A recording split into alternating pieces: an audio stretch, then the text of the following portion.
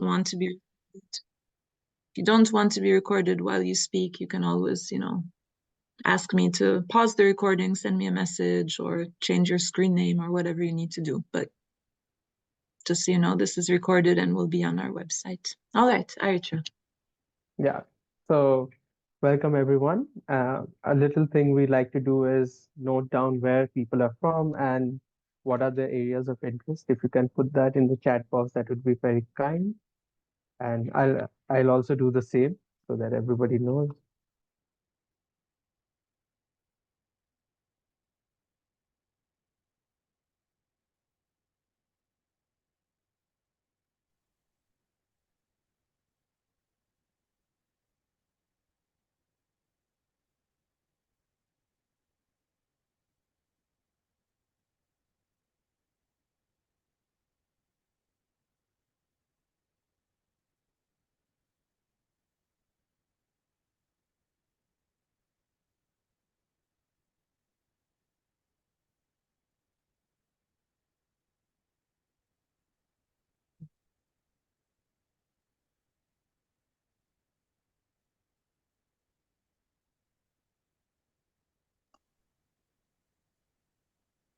Nice to have people writing about themselves.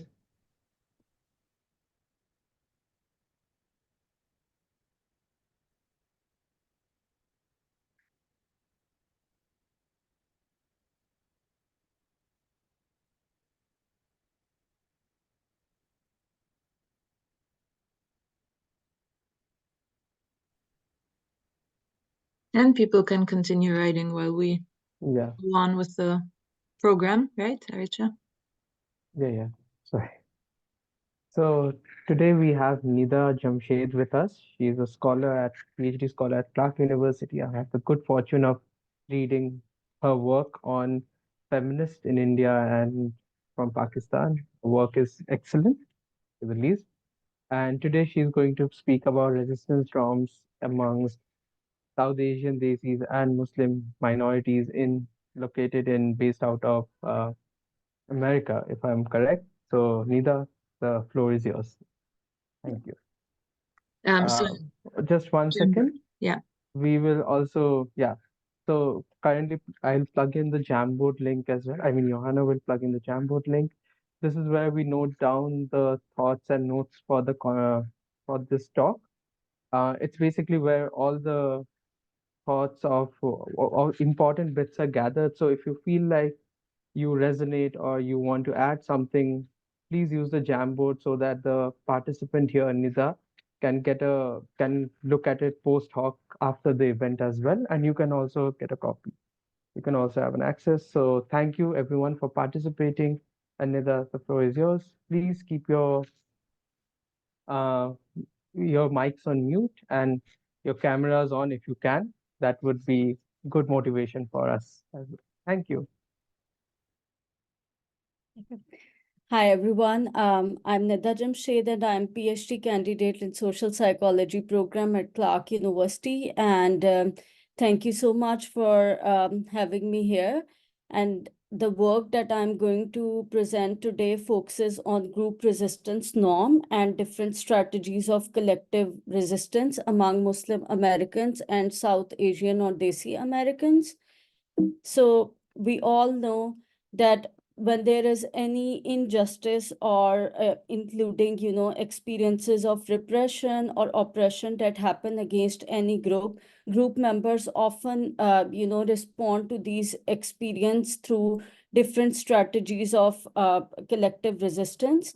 And we also know from the social psychological literature on collective action, particularly on protest, that there are some common or typical predictors of collective action. For example, in group identification, that is, the more the group members identify with their group, the more likely they are going to participate in collective action or protest. Then if group members have strong feelings of efficacy, it will also encourage or motivate group members to engage in collective action. Then similarly, if group members have strong feelings of anger, that also push them to participate in collective action. Lastly, if group members share similar experiences of victimization or disadvantage, that also bring, group members together, and that would also act as a motivator to participate in collective action. However, we also know that this is not always the case, and participating in any form of resistance is not a very straightforward, or you can say not a linear decision. And sometimes especially in contexts where engagement in any form of resistance is particularly risky, the group members' decision to engage in any form of resistance often also depends on what group member encourage or approve in their group. For example, if any injustice is happening against any group, and the other group members or the group as a whole is generally encouraging of resistance, then it will also motivate other group members to participate in different strategies of resistance. And psychology literature also tells us that group norms, which are basically the common ways or behaviors that are practiced among groups, or stated or unstated or shared beliefs that describe and prescribe the behavior of in-group members. Often the decision to participate in any strategy of resistance among group members is also influenced by the group norms. And then, according to the theory of planned behavior, we also know that norms are found to be strong predictors of behavior. And then there are also recently few studies in social and political psychology that also suggest the importance of norms in determining different political behaviors. For example, political participation, particularly voting behaviors among group members, and also engagement in resistance. But these studies are still very few, and we don't know much about how group norms basically influence the motivations as well as actual engagement in different strategies of resistance. So this led me to ask this question, that how endorsement of group resistance norm predict intentions and also actual participation in different strategies of collective resistance. And here it is important to note that when I'm saying collective resistance, I'm not only referring to the very typical or prototypical form of collective action, which is protest, but I'm also considering other strategies of resistance beyond protest. For example, participating in political education gatherings, or participating in sit-ins, and also, other less or not organized forms of resistance. For example, wearing cultural or religious clothing, even if it means that it is more risky, or it invites more discrimination of group members. So I'm considering the whole range of different strategies of collective resistance. So the context of this study was I worked with two groups, Muslim Americans and South Asians, which are also referred as Desi Americans in the US context.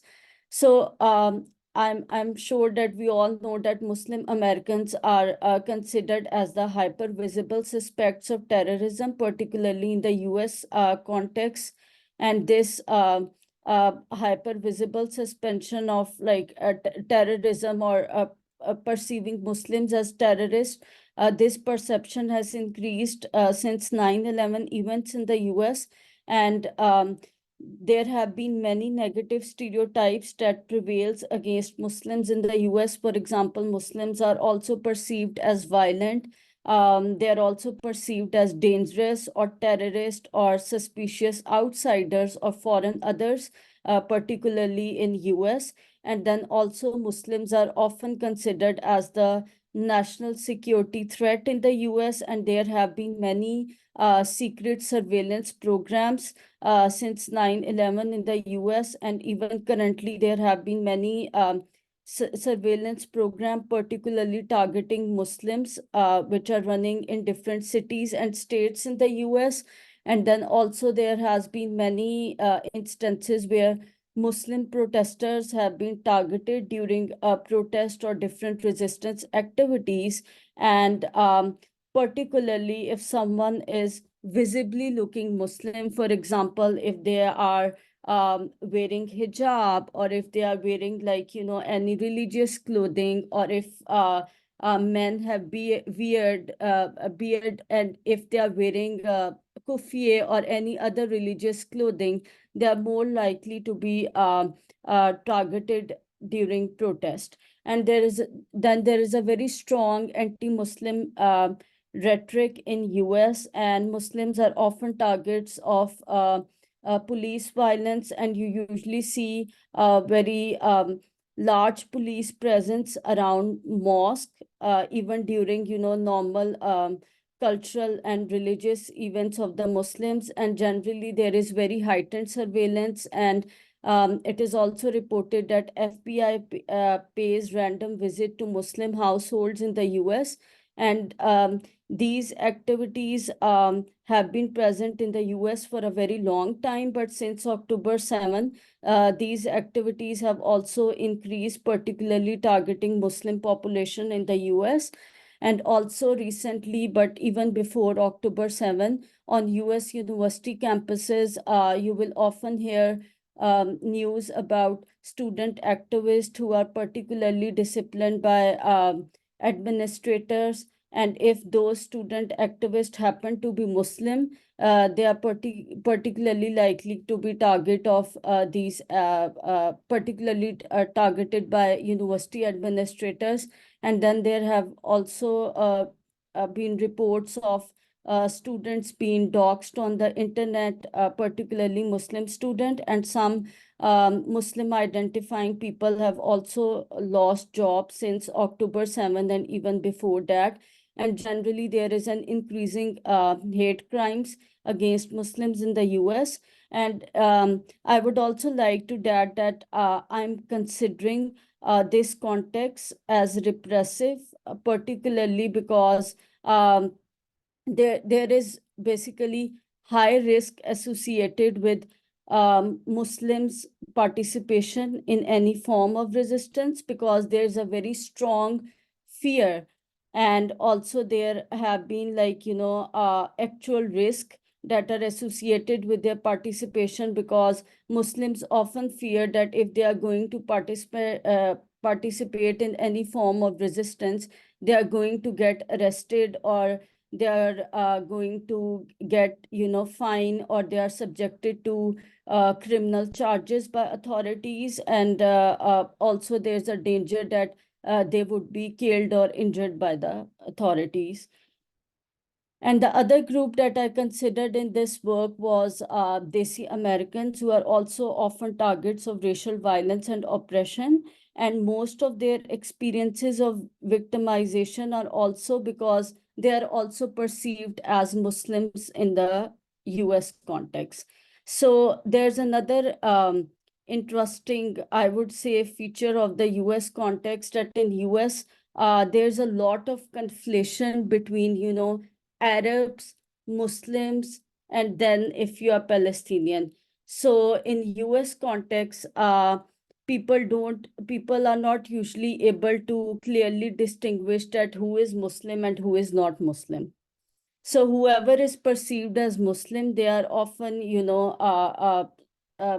are often targets of police violence. And they are also often subjected to different forms of surveillance. For example, if they are perceived as Muslims, or if they actually identify as a Muslim, there will be increased surveillance against those people on airports and at different places in US. And then for Desi Americans, uh, it's more likely that brown protesters are targeted more during protest or any other activity, any other resistance activity. And these are some of the open-ended responses, and I'm just sharing very few of them by Muslim Americans that also kind of speak to what I just said, that and it's very hard for Muslim Americans particularly to engage or participate in any form of resistance in the US, because there's very strong fear. and they share very, they have very strong safety and legal concerns. And there is a lot of fear overall in the US climate for Muslims that also prevent them to participate or engage in any form of resistance. And I'm not going into detail right now on these responses, but I can talk more about later after my presentation if you have any questions. So this was basically the theoretical model that I tested in this work, and I hypothesized that all these factors or all these pathways predicting actual participation in collective resistance and willingness for collective resistance will only hold among those individuals who will endorse group resistance norms. So my findings showed, first I will quickly talk about the findings from Muslim American sample, and then I will move towards the finding from Desi Americans. So from the Muslim American sample, I found that endorsement of resistance norm do moderate all these pathways leading to actual participation in collective resistance and also willingness for collective resistance. So as you can see in this figure that actual participation in collective resistance for Muslim Americans is significantly predicted by interaction of endorsement of group norms with identification, anger, and efficacy, which means that those Muslim Americans who endorse the group resistance norm, regardless to what extent they identify with their group. For example, in this case, they identify less with the group, but they still reported their actual participation in collective resistance. Similarly, those Muslim Americans who scored high on group resistance norm, they reported actual participation in collective resistance despite having less feelings of anger toward group oppression. And then for my second outcome variable, which is willingness for collective resistance, what I found for Muslim American sample is that willingness for collective resistance is only predicted by interaction of endorsement of group resistance norm with anger. And my findings showed that those Muslim Americans who greatly endorse group resistance norm, despite feeling less angry, they still reported willingness to participate in different strategies of collective resistance. And then for Desi Americans, I also had very similar finding, just like Muslim Americans. And for actual participation in collective resistance among Desi Americans is also significantly predicted by interaction of endorsement of group resistance norm with identification, anger, and efficacy. And it also showed that those Desi Americans who endorse group resistance norm, regardless of the fact that if they identified less strongly with the group or if they express less feelings of anger, but still they reported their actual participation in multiple different strategies of collective resistance. And then for willingness for collective resistance among Desi Americans is only predicted by interaction of endorsement of group resistance norm with anger. And it showed that Desi Americans who endorse group resistance norms and also expressed more anger, they reported willingness for collective resistance. So in summary, if I break down my findings, so endorsement of group resistance norm predicted group efficacy among Muslim Americans, but it did not predict group identification in itself, which means that if Muslim Americans endorse greater resistance norm, they will also likely have strong feelings of efficacy that their group actions can improve the overall situation of the group. And for Desi Americans, endorsement of group resistance norm predicted their group identification as well as group efficacy, which means that those Desi Americans who endorse group resistance norm, they also strongly identify with their group itself, and also express the strong feelings of efficacy that if they are participating in any collective action or any group-based action, that is likely going to improve the overall situation of the group. So the main takeaways from this work is that this work suggests that endorsement of group resistance norms actually influence motivations as well as actual participation in different forms of collective resistance. And also group ideologies and norms are important to consider when examining resistance. Like especially from my findings, I can see that even if group members identify less with their group, but on the other hand, if they are endorsing group resistance norms greatly, then they are likely to participate in different forms of collective resistance, which means that group norms actually play an important role in influencing group members' decision to engage in resistance. So these are some of the points which I would like to discuss. And yeah, so other than that, I would just quickly mention that I also actually have open-ended responses for some questions that I asked in my survey.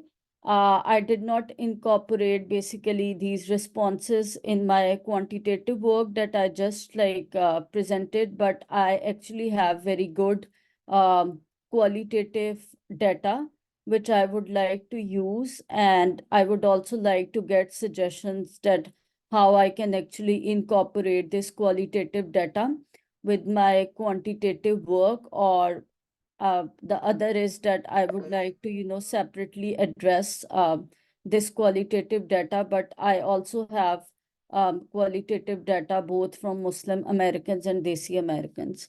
And yeah, so that's it. So I will stop here. And these are some of the questions that I would like to discuss and talk. And if you have any questions related to the work that I just presented, I'm happy to answer. Yeah. Thank you, Nida, for your talk. It was really wonderful to learn the ways Muslims and Desi Americans protest and their willingness to protest and the norms of resistance. Can we all take 1 or 2 minutes to write your thoughts on the Jamboard, the kinds of questions you might have, the ways Nida could incorporate her qualitative findings, and also dealing with the questions of resistance, how to distinguish collective resistance for countering oppression versus repression, two different categories, and any other suggestions you might have for her. So 1 to 2 minutes, and then we talk again. Thank you.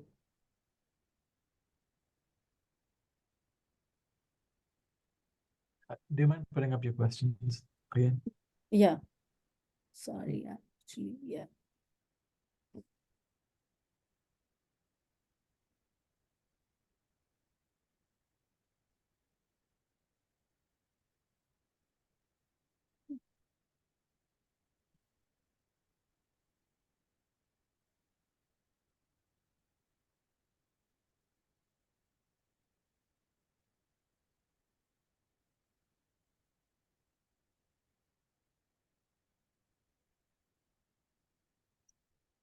I think my first question that I think I usually generally grapple with, and particularly from my open-ended responses that I got from Muslim Americans as well as Desi Americans.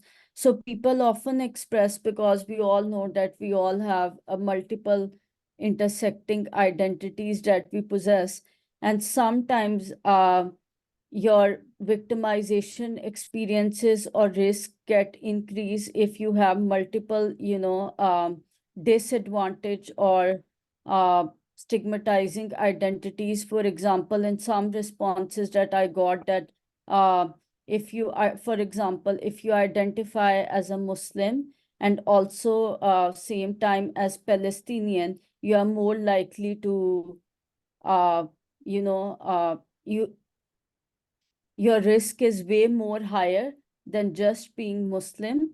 Uh, so these are some of the things that I would like to discuss, because I don't know how, when we test these quantitative models, how we can basically incorporate these intersectional experiences of victimization, repression, particularly in our model and analysis.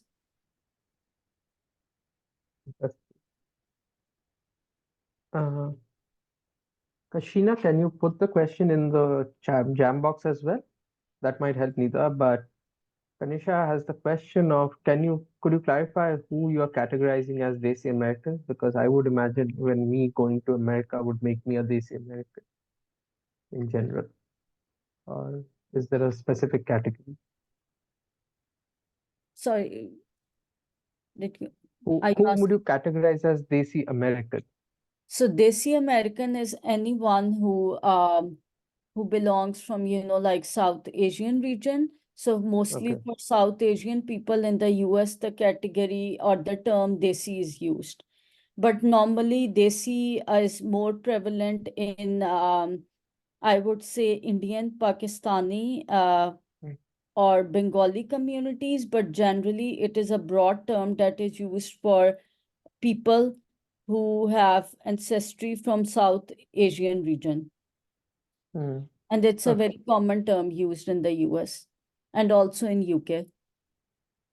Thank you for Yeah. that. My clarifying question was, is the Muslim American population that you're analyzing a subset of the Desi American one, or are they separate populations? And does the Desi one include Muslim people or not?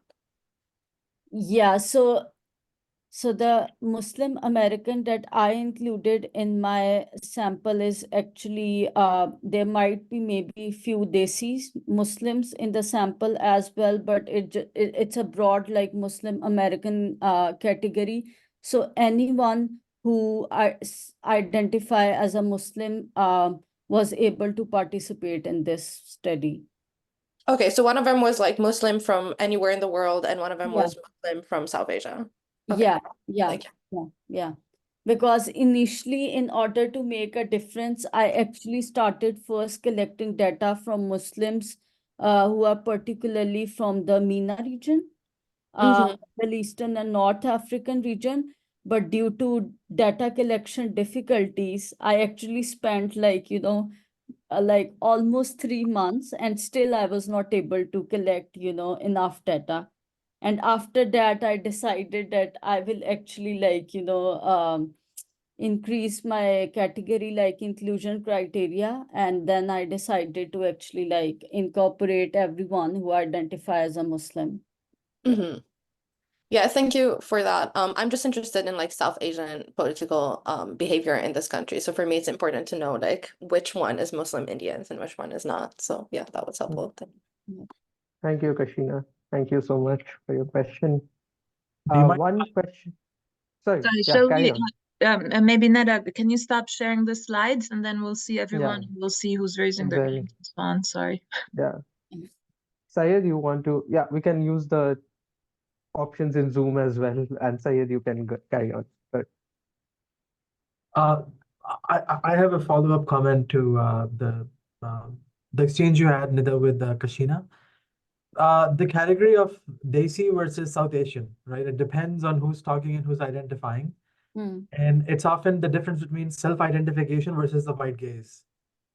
And what constitutes this Asian versus the South Asian versus the Desi. If you ask somebody like Hassan Minhaj, for example, he's gonna keep using Asian or Asian American. Yeah. If you ask somebody like myself, I would use a Desi.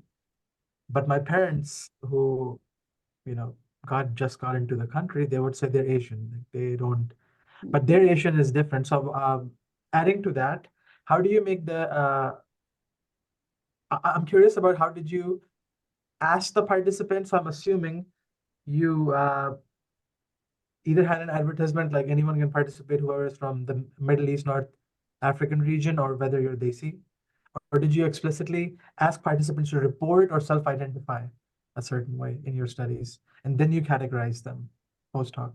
Okay, so for answering for particularly South Asian and Desi, so in my survey, I use the statements mentioning the South Asian slash, Desi. And then actually before running this study, I talked with few people, I would not say not many, but many people actually expressed that, many South Asians actually like to identify themselves as Desi. So maybe you can use both of these terms. So in my actual survey, I used South Asian slash Desi. So I'm not sure, exactly that whether, because I mean, I used the slash thing, so I assumed that, yeah, some people would prefer to call, or label themselves as South Asians or the other Desi. But generally, considering my own experience, I'm just sharing my personal observation and personal experience, that I think that Desi is actually very, very common term, which is like usually used in South Asian communities.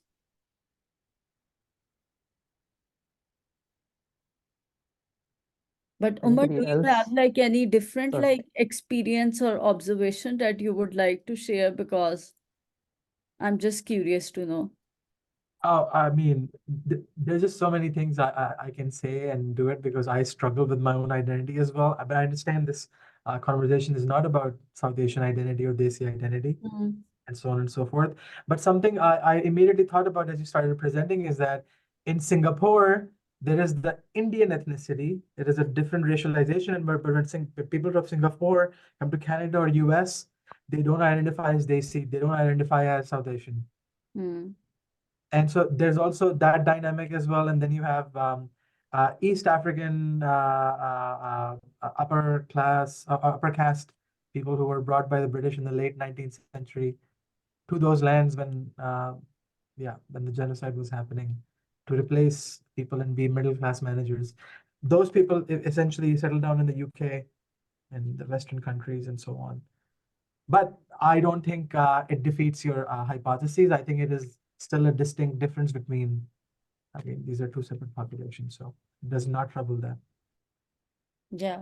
Hannah, you have a point? Yeah, just a quick follow-up point on that. I think, I mean, since Neda's focus is resistance and not identity per se, the question is how does it relate to the study of resistance? And I could actually imagine that someone responding to or identifying with Desi as opposed to Asian would, for example, also be more likely to engage in these everyday acts, right? Because even just choosing your own identity label and not the one that white Americans use, right, is also kind of a subtle everyday form of resistance. So that's maybe just something to consider in terms of generalizability of the findings or what this means for who is in the sample with regard to their resistance actions and inclinations. Yeah. And I also think I think using the term Desi is actually at least in diaspora that I've seen that people actively use this term to also refer to them, refer themselves as a collective group. So I think in that sense, this term or basically this identity kind of bring people together. Although I do understand and I'm fully aware that there is so many subdivisions and also sub communities within the broader group for both of them, even Muslim Americans and South Asian or Desi Americans, because even in Muslim American category there will be some people who may identify more strongly with their ethnic communities. For example, if someone is Turkish and Muslim, they may identify more strongly with Turkish Muslim community instead of broader Muslim American category.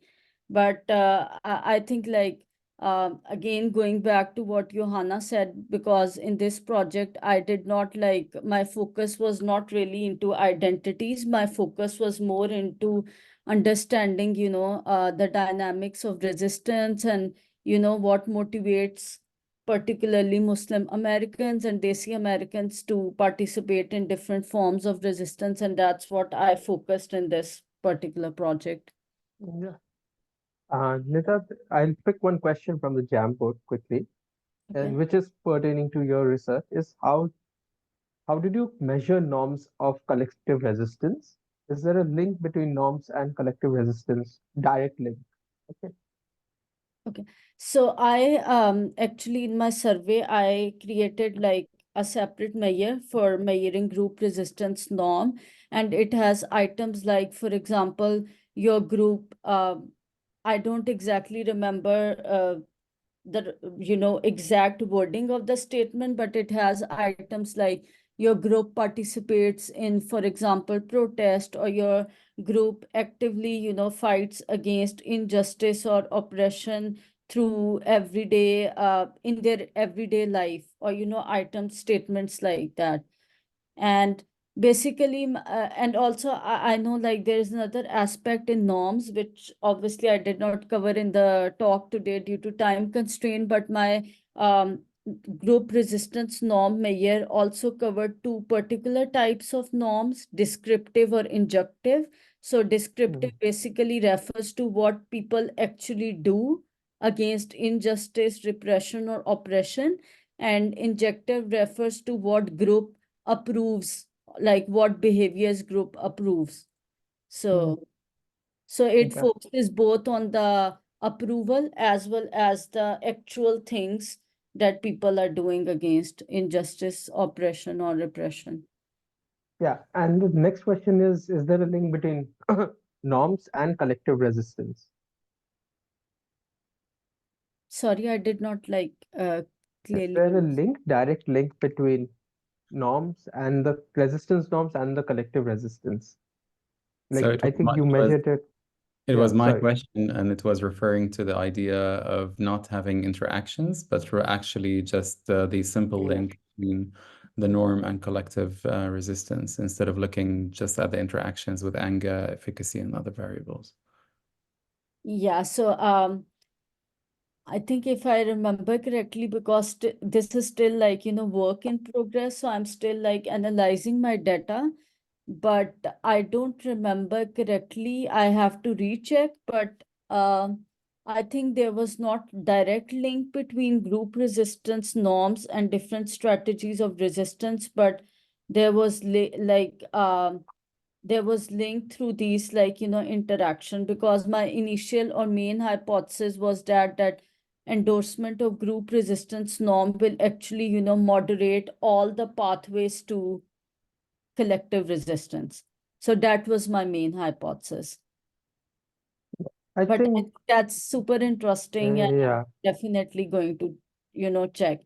And as I already mentioned that this is still like work in progress, I'm also actually like interested in examining that those group members who participated in collective resistance, what are their profile characteristics or demographics. And I am currently learning LP analysis, like latent profile, to actually do that and see. So yeah, that's also my other interest that I would like to see. Okay, thank you. Adolf, you have a point? Adolf, Miss Yes, Sandra? thank Yeah. you. Yes, you are getting me. Are you listening to me? Yeah. So your voice cracked for a second, I guess, right? Can I go on? Yes, Yeah, go yeah. on. Can Yeah. you go on? Okay, fine. Thank you for the presentation. I have a concern. I've listened to the explanation that you have given concerning the fact that we consider the US as a repressive context for Muslims. But I think there's an issue. Can we consider that repressive context depends of a country's law and regulations or behaviors towards a particular group. In that case, can we say that every context can be repressive? If we take into consideration the fact that a group can be mistreated in that context. So is it possible to say that every context can be repressive, even if it is rated as democratic as the US is? Because I was wondering how you can consider the US as a repressive context when we know that laws and regulations are the one of a democratic country. That's my question. Yeah, no, that's a great question. And I think like generally, like obviously, I think broadly, if we consider like, US, it does not really like, qualify as a repressive context, but for some like, groups within the US, it is actually like, repressive for them. For example, Muslim Americans, like there's always like, very high risk associated even with their identity. And because like in some open-ended responses, I actually like, got like some responses where some people are even said that we don't like, openly share our Muslim identity, because we know that if we even openly share our identity, we are going to be targeted by authorities, right? So, yes, so even within the liberal and democratic context, there will always be, certain groups or certain communities which which are going to be, repressive, or which will be repressed by the authorities there. I don't know if it answered your question, but yeah. No, no, I see that you are trying to explain, but I think that there must be some issues, because finally, if we are thinking in that direction, we can almost say that all the contexts can be considered as repressive. And that's not my opinion. Because what I know is that in some countries, you have groups who will be subjected to bad treatments, but those who cannot have the possibility to go in the courts in order to have justice. But in the US, it is possible for a Muslim who has been mistreated in a place to go in a court and to have justice there. That is why I'm saying I was thinking that since the work is still in progress, it is necessary for you to find more arguments to show that really what you consider as repressive in the way Muslims are treated in the US is really something that people can agree on. So for me, it's a concern really concerning that work. But still, the fact that the work is still in progress gives you the opportunity to look carefully about that dimension of the work. That is the only thing I wanted to add. Yeah, yeah, no, thank you for sharing. I just Johanna, you want like to? quickly Sorry. respond. So I think like the way I'm like considering or seeing the repression is I'm actually like using it as a repressive context in a way that I'm associating it with the high risk activism, because in some, psychology work or psychological literature, they say that if there are, like severe risk associated with their associated with your activism. For example, if there is like, extreme fear in the environment for that particular group, or if there is like, strong risk of being injured, killed, or even like, subjected to criminal charges, then that context is, repressive. And also these things prevent, group members engagement in any strategy of resistance. For example, right now, if we consider the socio-political context in the US, I know like for certain like, people, or for certain like, Muslim communities, it is also like, very dangerous to sign the public petitions, because even signing those public petitions could actually put them into risk. So, yeah. Yeah. But I will think Also, more about it. Yeah, Okay. it yeah, makes sense. Yeah. Johanna has also shared a link. Sorry, Johanna, you can go ahead. Yeah, You yeah, can sorry, only. just intervening here as the coordinator of the series. Because I think I know your chapter, Gustav, on authoritarian repressive context, right? So I think you're thinking from that perspective of authoritarian repressive systems, right?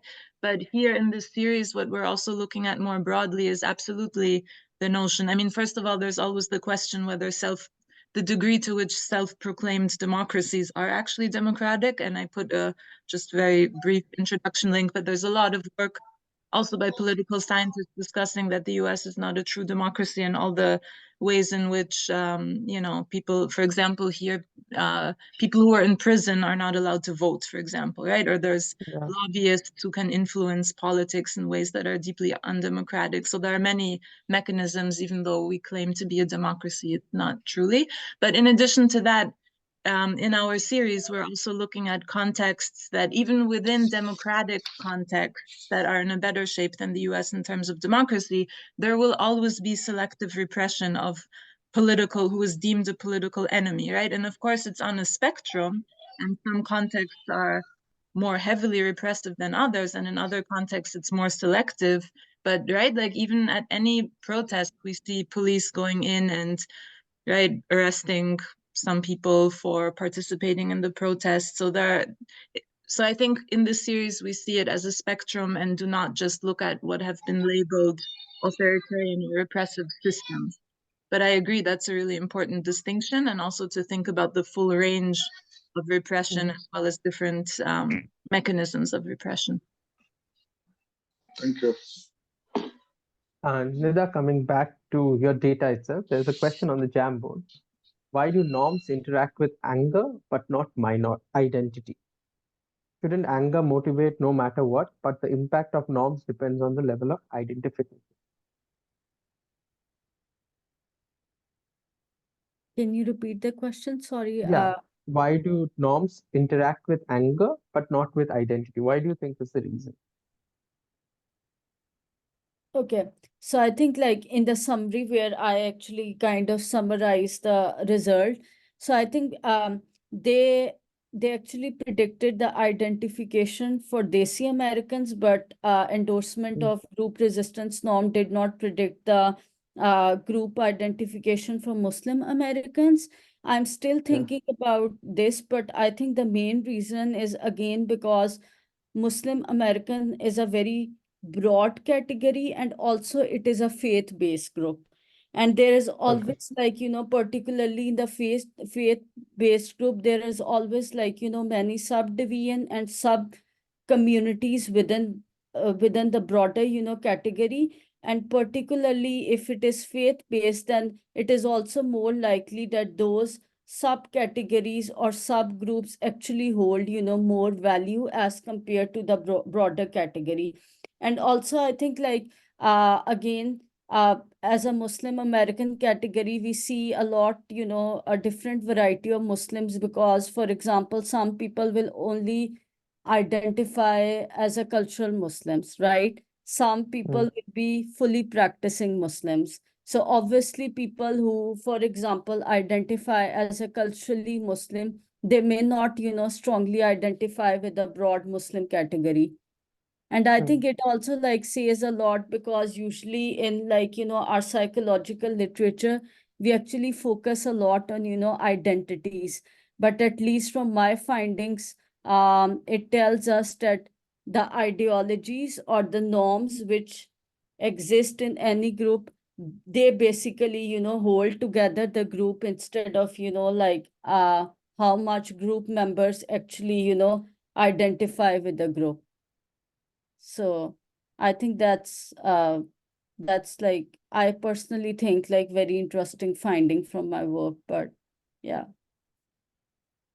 Anybody has a follow-up? Because I have one.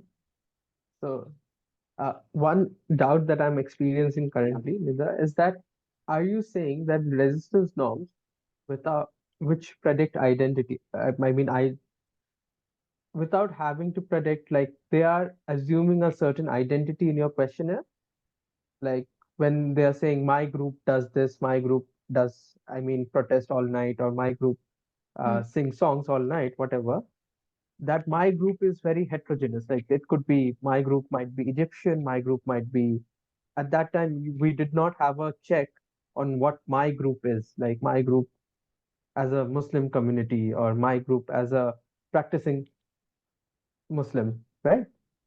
Okay, so my group in general, what it means is, again, but there's the follow-up question that shouldn't Yeah, the impact of norms depend on the level of identification? Because I mean, while norm is very strongly present in your data, identification is not becoming strong. So could you shed some light onto that? yeah, and I think answering to your first question, yes, in my resistance measure, I use like, the term my group, but then I also had actually like a follow-up question which was open-ended, and I actually asked people like who had in your mind when you were actually like, Okay. doing this resistance or doing this like filling this measure. And people actually like most of the people said that we had like Muslim Americans in mind, and but I also got like some other responses that our own community, for example, like whatever their particular communities, and some people even like shared that they had their family and friends and all those people in mind. But generally most people from both group responded that they have this broader community, broader category in mind. So Okay. yeah, I hope like it Yeah. clarifies your first question.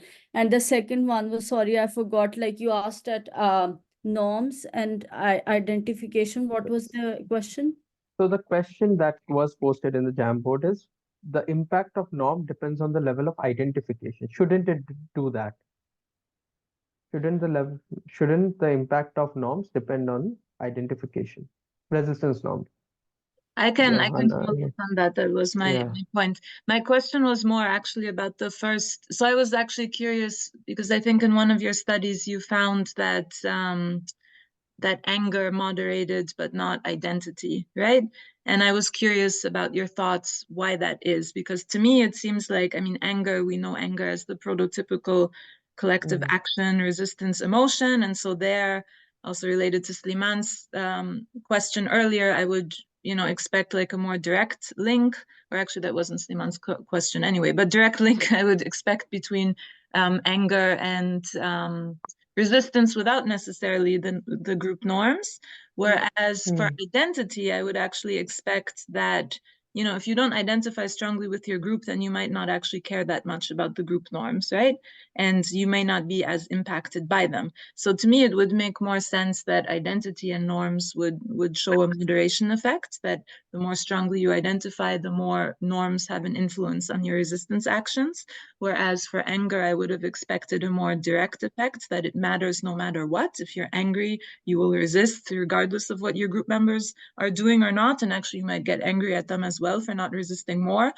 So I'm curious how you interpret that finding and what you make of it, and also just the theoretical links, if we really would always expect the same kind of effect for norms with each of the typical collective action Simca predictors, or more nuanced theoretical predictions for each.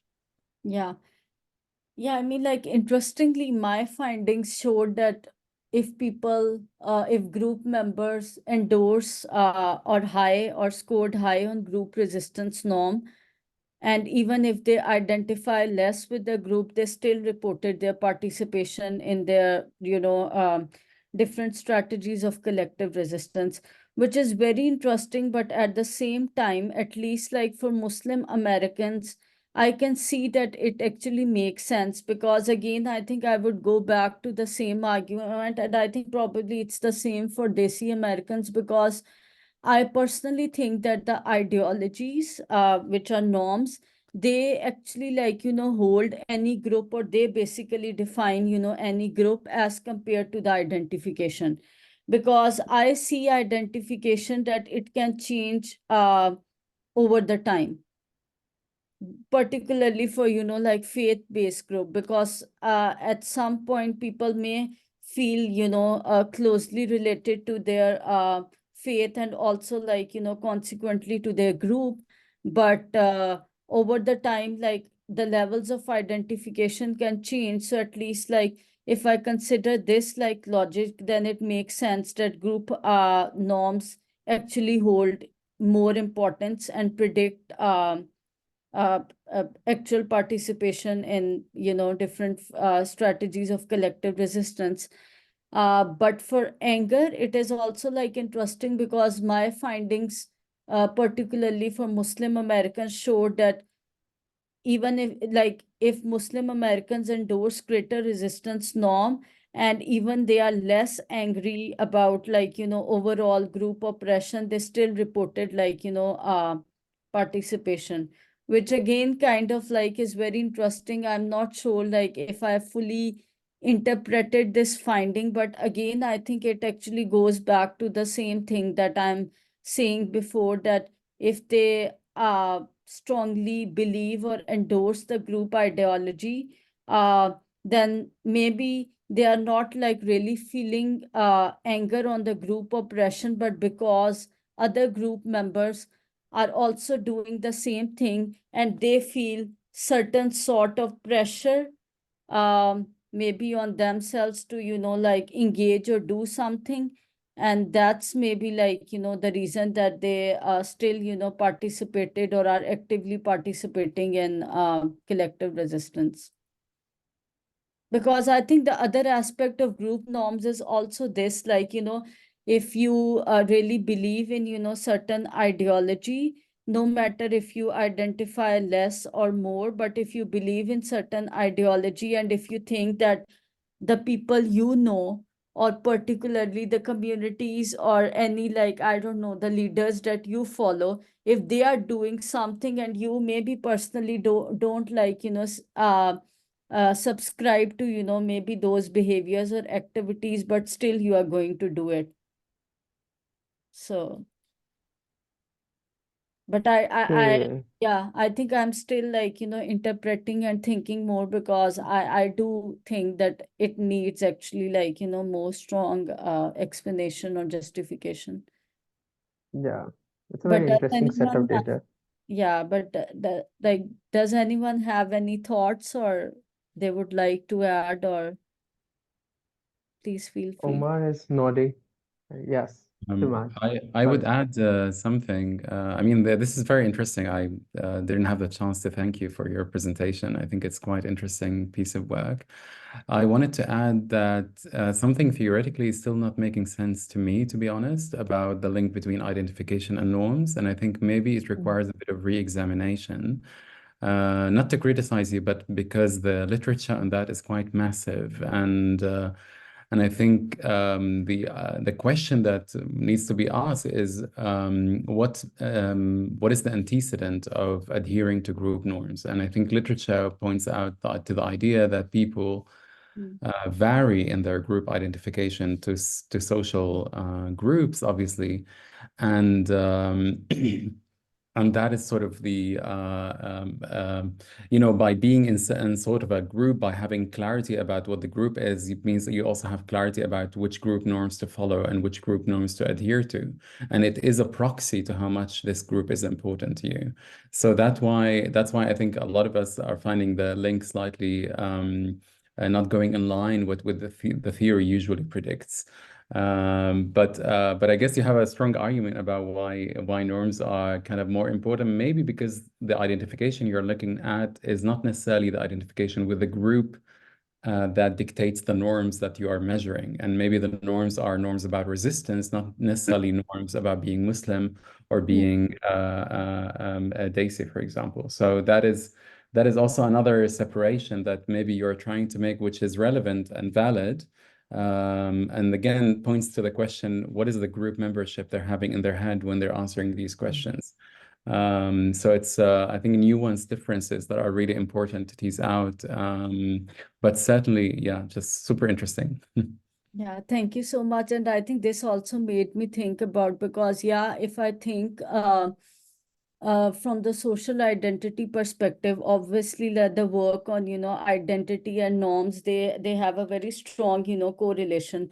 But if I also think from the social dominance theory perspective, they actually talk more about ideologies like group ideologies, that they are actually way above identification. But thank you so much for raising these points. I think yeah, I will actually review and Yeah, make sure that Hannah. I come with strong Yeah. explanation. Yeah. I have a short thing to add beyond what Suleiman just shared. Is you mentioned the social identity perspective and thinking about legitimizing ideologies with social dominance theory. Oftentimes, in the social identity perspective, my criticism of social identity is that it takes identity as a very psychologized way of being, which kind of works in the US context. I feel happy to be white, I'm proud to be American, being black is a part of my identity. But the Muslim identity is not just an identity which is psychologized, it's also a very bodily embedded identity as well. So I think that is something, I mean, I'm not saying it does not invalidate what you found, but that might explain why the Muslim identity possibly has the greater prediction with norms going to, from what I recall from the graph was norms were going to identity, identity was predicting collective action or resistance. Yeah. And the moderation, oh, sorry, the mediation was higher for, the A path was higher for Muslims than Desis. And Yeah. it might be so because of how the qualitative nature of those identities as they exist outside in the real world beyond our empirical study. Like the Muslim identity is a very embodied, it's a very embedded sort of a way of being, because oftentimes who identify greater as Muslim are those people who are also praying and doing different practices.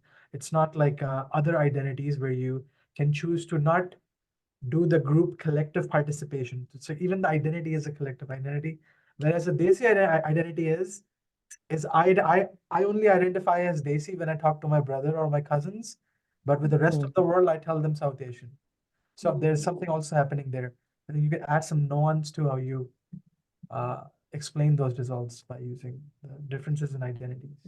I think we have over time. We're on, borrowed time now. But Nida, and I will ask Johanna to plug in the links for our sessions and everything. Nida, I was Yes. just wondering, again, getting back to the identity, just one last question.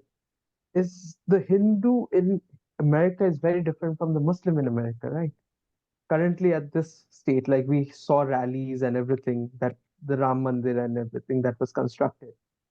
So I do not know how much percentage of your population is Indian Hindus or Hindus in general, and that group efficacy is at a peak high currently. Like they are achieving everything that they wanted to achieve.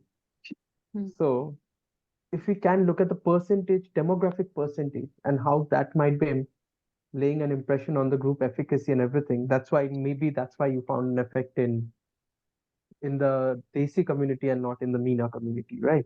Perhaps, I do not know.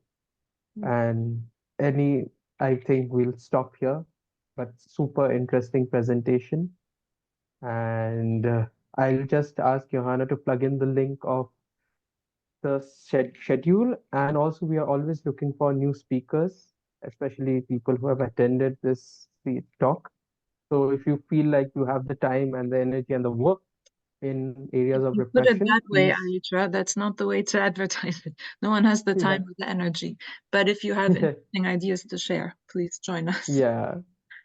I currently think everybody's out of energy, so I know, that's why we shouldn't even mention it. But yes, and also, so I put the link into the chat. It's just the general link to our website that has all of the links. If you're not yet on our mailing list, to receive the bi-weekly updates, with the registration information and so on, there's a link to that. There's a separate link for proposing sessions in this series.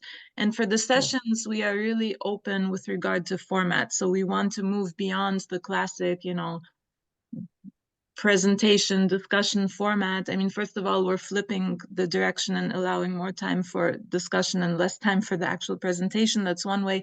But also we have a number of other formats, including roundtables and co-production and you know, sending people your papers to read before you send it off for publication. So a bunch of other formats that you can consider. And we are definitely not only looking for fully polished work. We are also looking for just discussions where people have initial ideas and just want to take time to really develop those ideas with others, right? So we're very interested in any kind of sessions that go beyond the classic presentation discussion format and to mix that up a little bit.